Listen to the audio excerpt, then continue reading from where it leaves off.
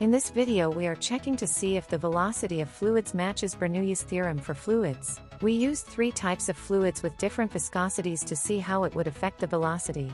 We used water, milk, and oil. Afterwards we enlarged the hole to check if Bernoulli's theorem still works for a larger hole. We used a hole size of 2.5 mm and 5 mm. Due to the fluid not flowing smoothly through the hole, we cut the recording short and didn't use the last 2 points, since one of our assumptions was the fluid flowing continuously and not stopping due to surface tension. Calculated the velocity for each fluid, theoretically and analytically.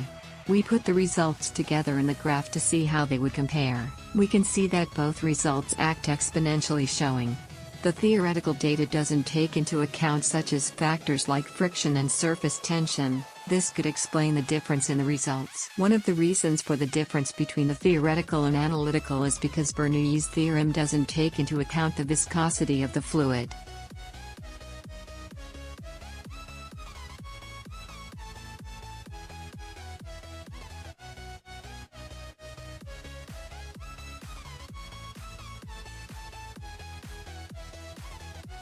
Our assumptions while calculating the velocity were: no friction, disregarding viscosity, constant exit speed, approximation to a cylinder, and a small hole.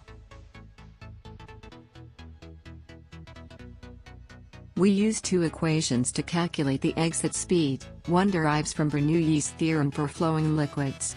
The other comes from the volumetric flow rate.